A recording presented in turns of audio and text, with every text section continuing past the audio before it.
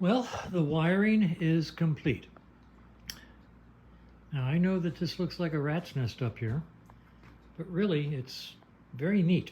Everything is capped off, everything's spliced, all the color codes are maintained, everything's identifiable, and there's lots of slack, which we call service loop.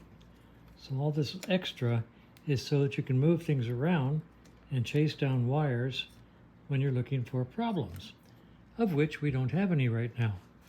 So let's see if I can prop this up. You can see the headlight.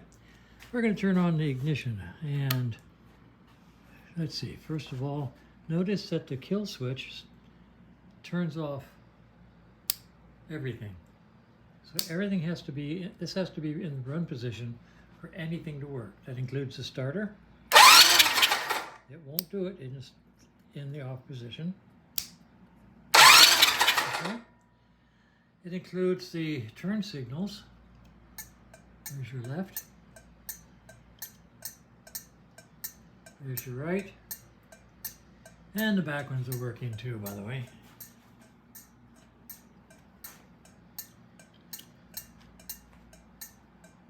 There we go. Got your brake light on the front brake. Rear brake hasn't been bled yet, so it's not working yet, but that's okay.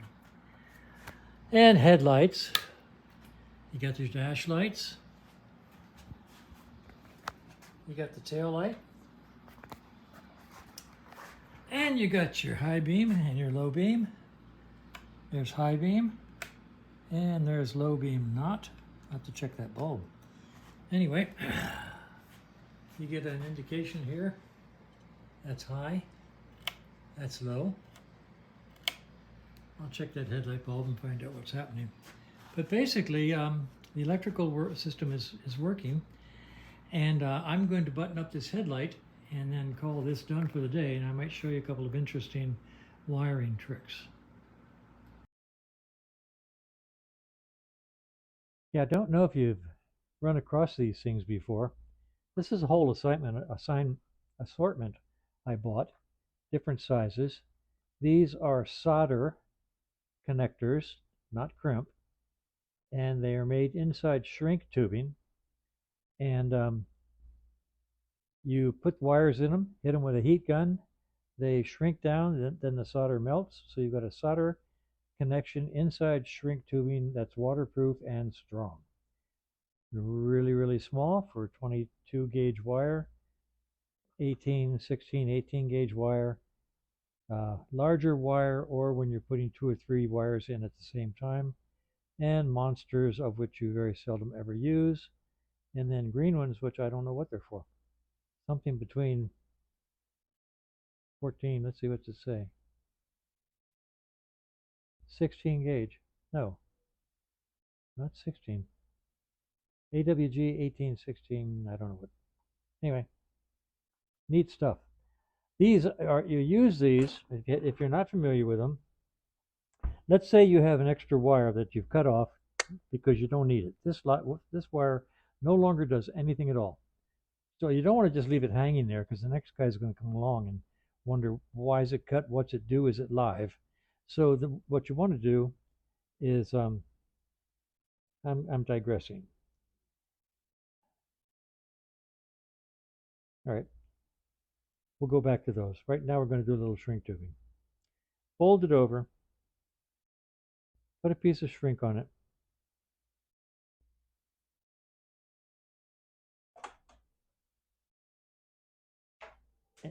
Hit it with the heat gun.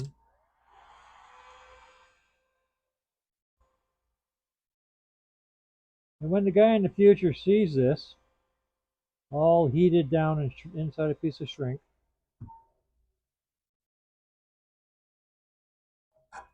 with the end crimped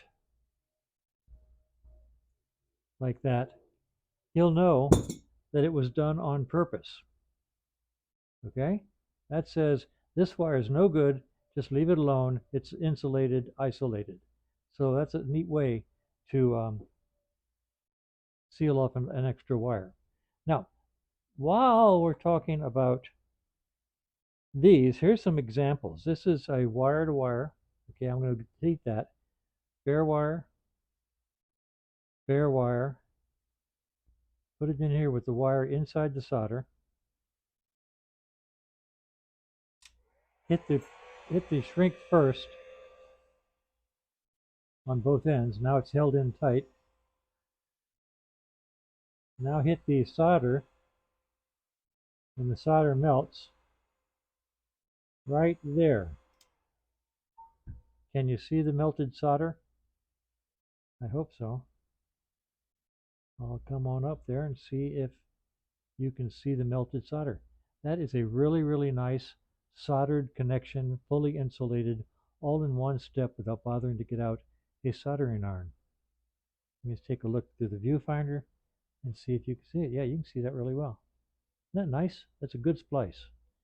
You can buy these things at Harbor Freight, get them online. I bought this online because I wanted the assortment and I needed some of these really small ones. I also bought them, hang on,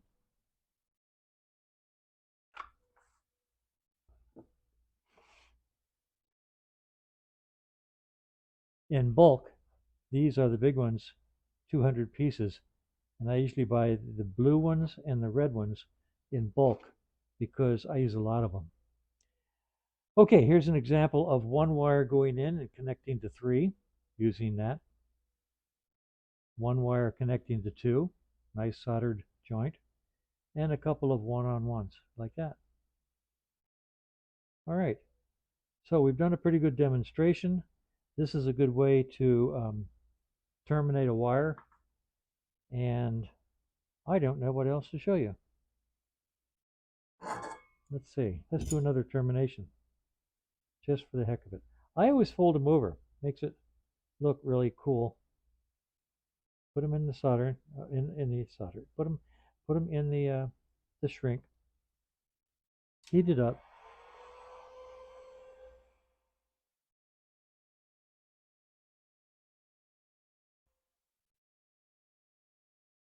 While it's still hot, just take a pair of pliers, crimp the end like so. And then if you want to be really, really cool, take the scissors and snip it off. It's a nice terminated wire. Nobody is going to say anything about that wire. They're going to say, well, that's obviously not being used. So, a couple of neat little wiring tricks, just for the heck of it.